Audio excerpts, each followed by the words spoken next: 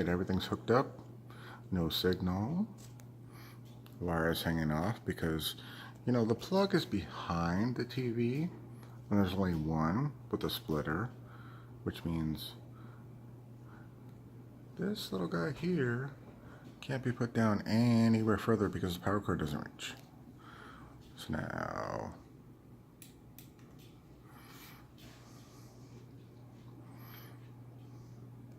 anyway, wait, see if I'm on the wrong channel.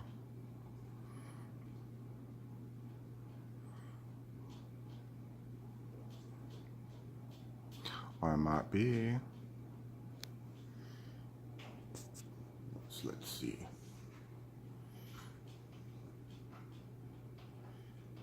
Oh look, it identified as raspberry. All that technical jargon. As it runs through its shit.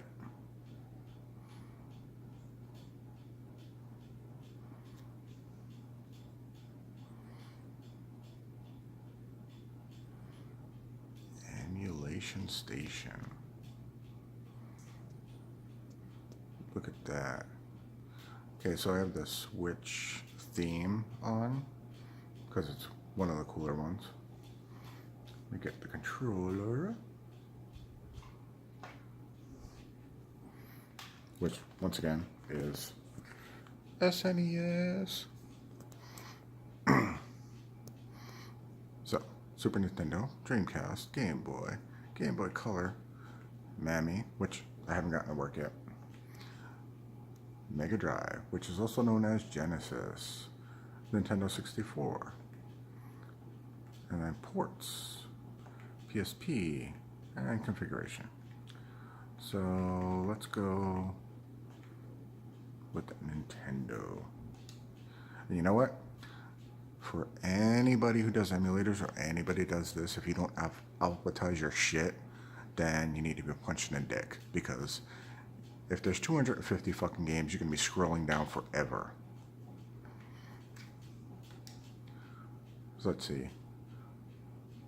Oh, and if you scrape your stuff, it gives you the little synopsis and also what the game cartridges look like. Sometimes it doesn't, especially if it's Japanese ones, but the release date. You can favorite it. You can decide that that's the game that you want to keep playing.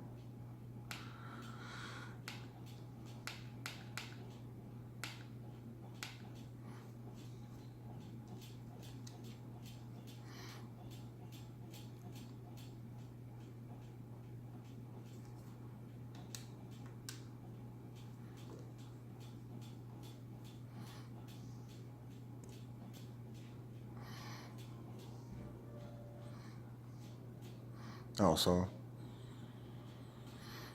start, select, let you go back.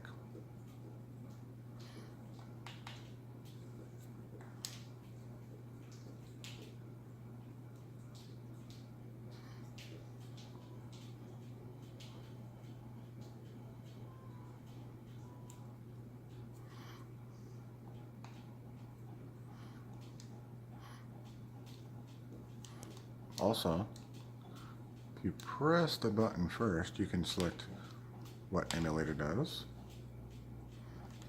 Let's choose the default one.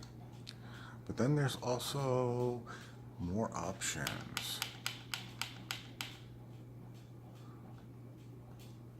So you can customize this to your liking. Say you want it full screen, say you want it as high resolution as possible, scan lines, anything like that. You can do that in here. And yes, ROMs are a legal gray area. Ports. Cody. Everyone likes Cody. Minecraft. Quake 3 Arena.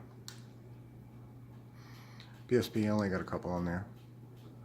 And they're not named correctly. But they also don't work very well. Sadly, the Dreamcast one doesn't work as well either. I haven't messed with PlayStation to see if it does anything, but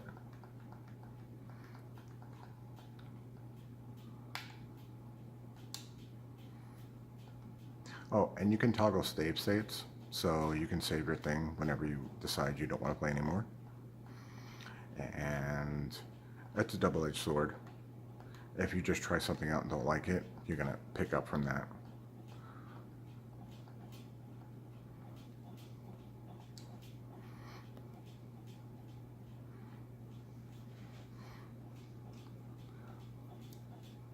As you can see, I have save state already. And that's where I am.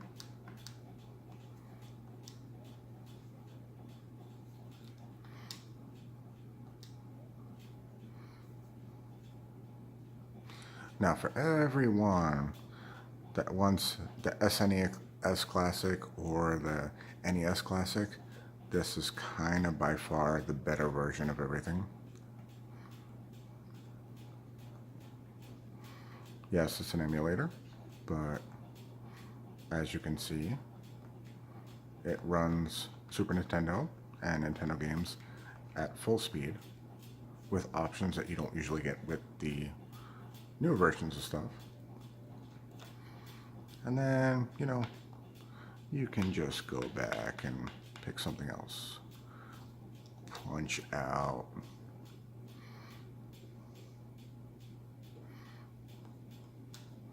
Keep in mind, still playing this with one hand. And TV sounds not up very much. Then you got true 64 gaming NES. Oh, and if you decide to actually build one of these things, which I will go into detail about, keep in mind that for anything that uses sticks, like the Dreamcast, the Nintendo 64, if you do not have an analog controller, it will not work so well. It runs fine, but you kind of need an analog controller. Because as the moment, I cannot move Mario whatsoever. I can punch and jump. That's it.